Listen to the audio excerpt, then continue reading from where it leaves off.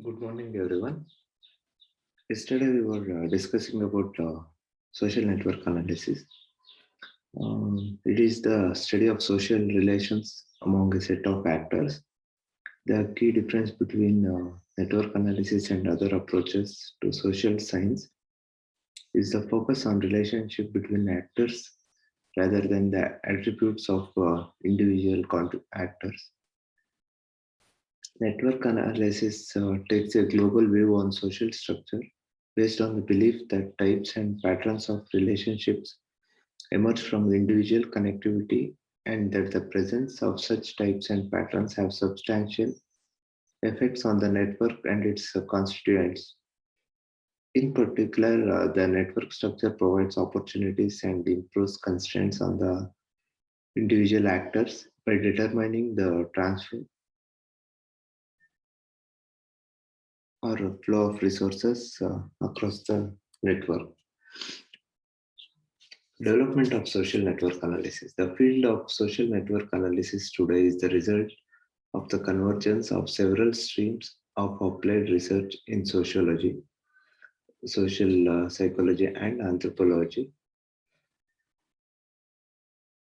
Many of the concepts of network analysis have been developed independently by various researchers, often through empirical studies of various social settings. For example, many psychologists of the 1940s found a formal description of social groups useful in depicting communication channels in the group when trying to explain process of group communication. Already in the mid 1950s, anthropologists have found network representation useful in generalizing actual field observation. For example, when comparing the level of reciprocity in marriage and other social exchanges across different cultures. Some of the concepts of network analysis have come naturally from social studies. In an influential early study at Hawthorne Works in Chicago, researchers from Harvard looked at the workgroup behavior like communication, friendship, helping, and controversy, those kind of features.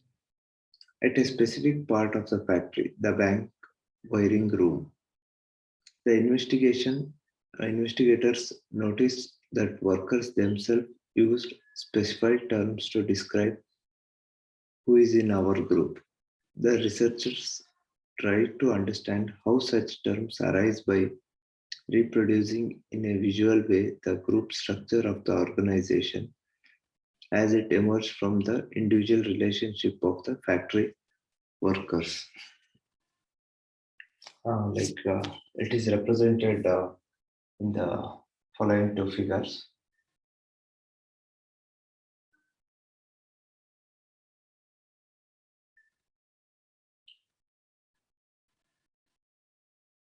Uh, like how group will be formed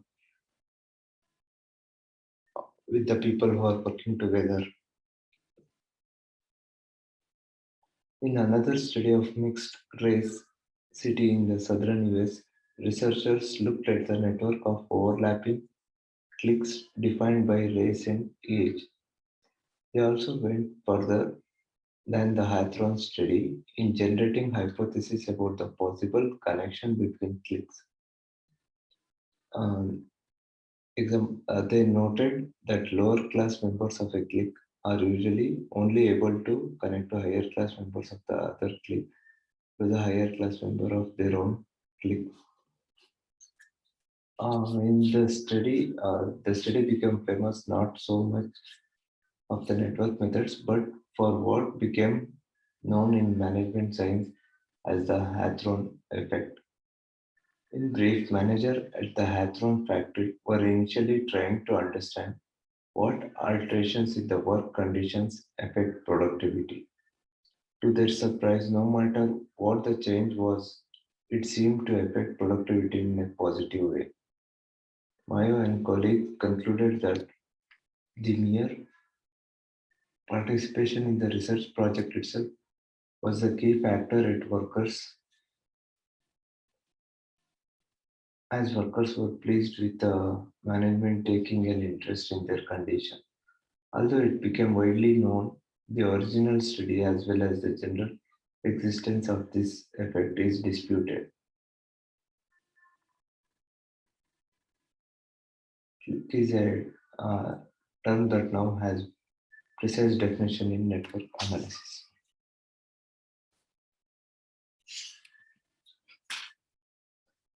Despite the various efforts, each of the early studies used a different set of concepts and different methods of representation and analysis of social network.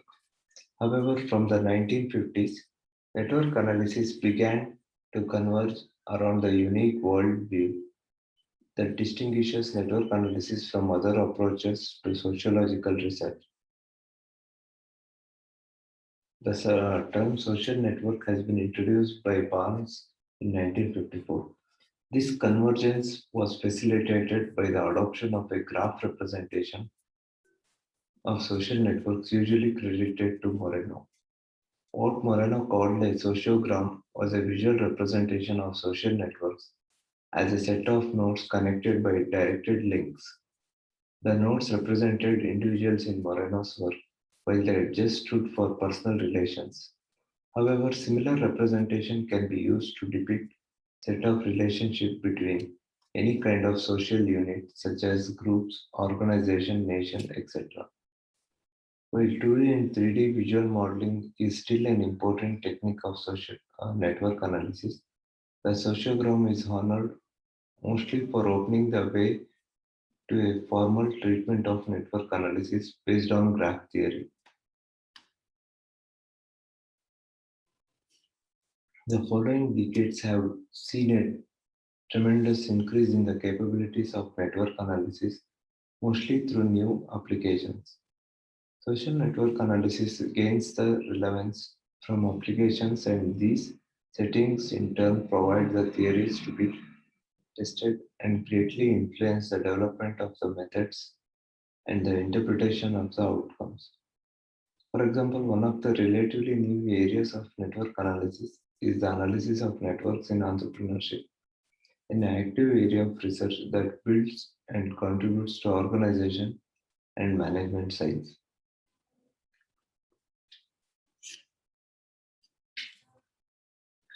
The vocabulary, models, and methods of network analysis also expand continuously through applications that require to handle ever more complex datasets. An example of this process are the advances in dealing with longitudinal data. New probabilistic models are capable of modeling the evolution of social networks and answering questions regarding the dynamics of communities. Formalizing an increasing set of concepts in terms of networks also contributes to both developing and testing theories in more theoretical branches of sociology. The increasing variety of application and related advances in methodology can be best observed at the yearly Sunheld Social Network Conferences series, which started in 1980. The field of social network analysis also has a journal of the same name since 1978 that dedicated largely to methodological issues. However, articles describe various applications of social network analysis can be found in almost any field where networks and relational data play an important role. While the field of network analysis has been growing steadily from the beginning, there have been two developments in the last few decades that led to an explosion in network literature. First, advances in information technology brought a wealth of electronic data and significantly increased analytical power.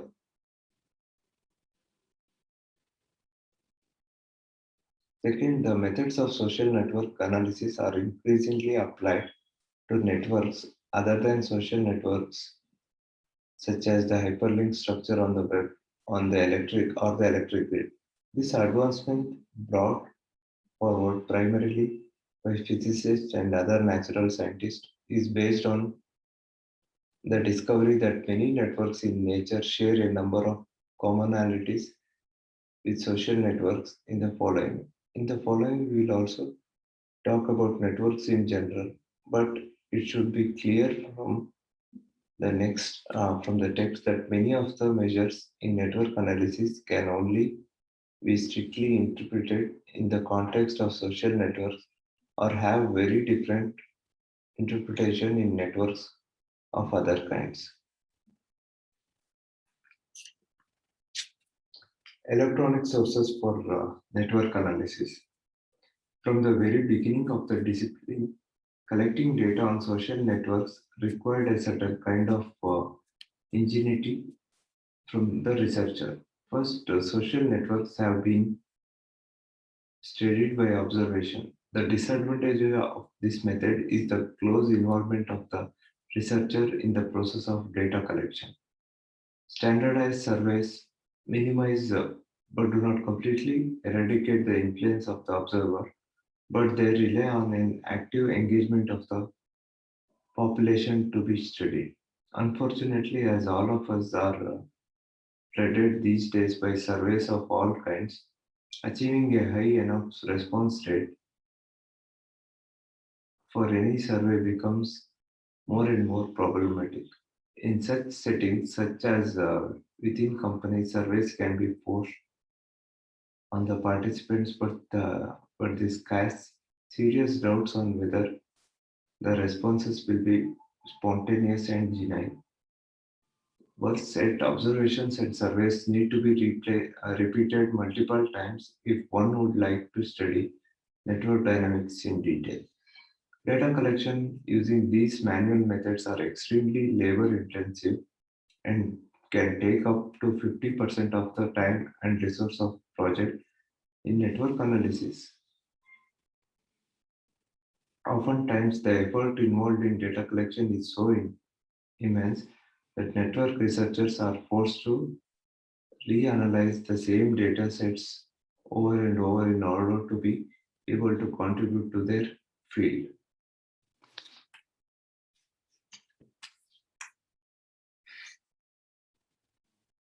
Network analysis, looking for less costly empirical data, are often forced to look for alternatives.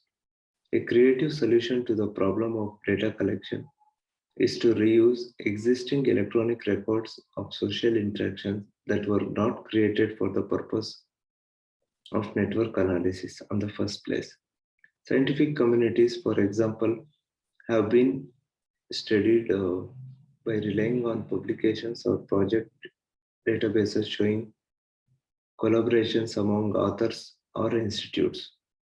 Official databases on corporate technology agreements allow us to study networks of innovation, while newspaper archives are a source of analysis for studies on topics ranging from the role of social cognitive networks in politics to the structure of terror organizations.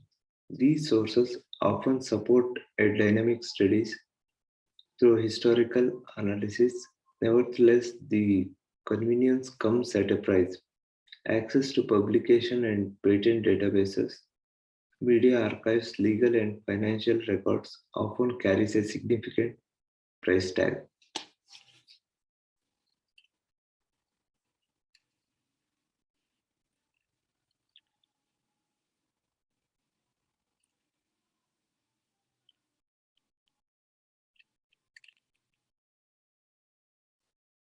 However, there is one data source that is not only vast, diverse and dynamic, but also free for all. That is nothing but internet. In the following, we look at sample of works from the rapidly emerging field of e-social science. Common to these studies is that they rely entirely on data collected from electronic networks and online information sources, which allows a complete automation of the data collection process.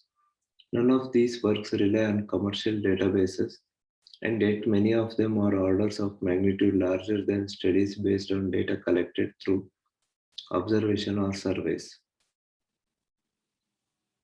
They represent a diversity of social settings, and a number of them also exploit the dynamics of electronic data to perform longitudinal analysis.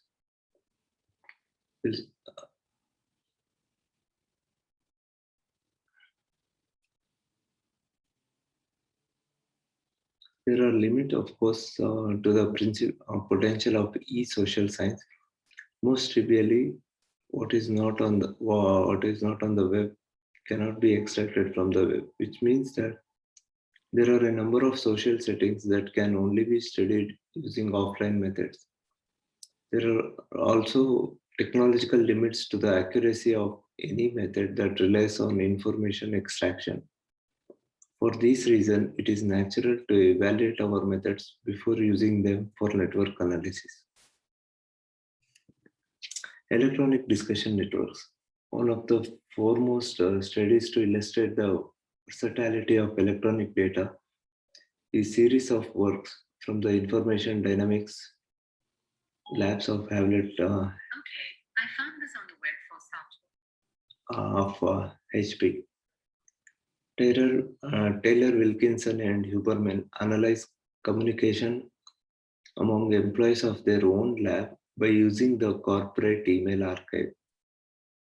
They recreate the actual discussion networks in the organization by drawing a tie between two individuals if they had exchanged at least a minimum number of total emails in a given period. Filtering out one-way relationship, Taylor et al. Find that the study of email network useful in identifying leadership roles within the organization and finding formal as well as informal communities. Formal communities are the ones dictated by the organizational structure of the organization, while informal communities are those that develop across organizational boundaries. The authors verify this finding through a set of interviews where they feed back the results to the employees of the lab. Huberman and Taylor use this set dataset to verify a formal model of information flow in social networks based on epidemic models. In yet another study, Admick and Adder revisits one of the oldest problems of network research, namely the question of local search. How do people find short paths in social networks based on only local information about their immediate contacts? Their findings support earlier results. The traditional knowledge on contacts, such as their physical locations and position in the organization, allows employees to conduct their search much more efficiently than using the simple strategy of always passing the message to the most connected neighbor. Despite the versatility of such data, the studies of electronic communication network based on email data are limited by privacy concern. For example, in the HP case, the content of messages had to be ignored by the researchers, and data set could be shared with communities. Data set should be shared with communities. Public forums and mailing lists can be analyzed without similar concerns. Starting from the mid-90s, Mark Smith and colleagues have published a series of papers on the visualization and analysis of Usenet news groups, which predate web-based discussion forums. In the work of Peter Bloor and colleagues, the source of these data for analysis is the archive of the mailing list of a standard setting organization, the World Wide Web. The W3C, which is also the organization responsible for the standardization of semantic web technologies, is unique amongst standardization bodies in its commitment to transparency towards the general public of the internet, and the part of this commitment is the openness of the discussions within the working groups.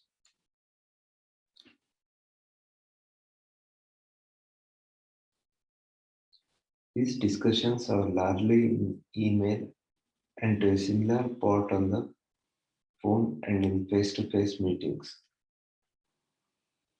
Group communications and collective decision taking in various settings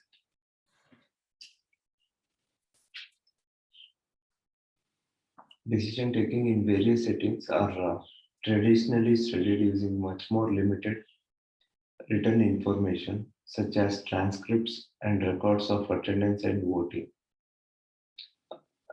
Example, as in the case with email, Glue uses the headers of messages to automatically recreate the discussion networks of the working group. The main technical contribution of Glue is a dynamic visualization of the discussion network that allows to quickly identify the moments when key discussion take place that activate the entire group and not just a few select members. Glue also performs a comparative study across the various groups based on the structures that emerge over time. Although it has not been part of this work, it would be even possible to extend such studies with an analysis of the role of networks in the decision-making process. As voting records that are also available in electronic formats. Further, by applying emotion mining techniques from AI to the contents of the email messages, one could recover agreements and disagreements among committee members. Marking up the dataset manually with this kind of information is almost impossible. A single working group produces over 10,000 of emails during this course of work.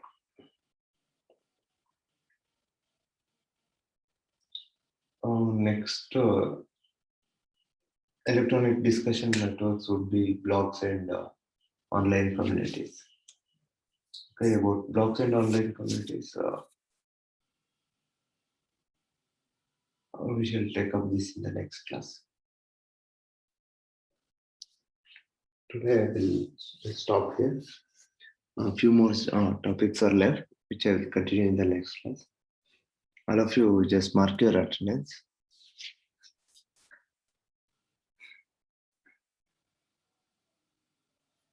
Okay.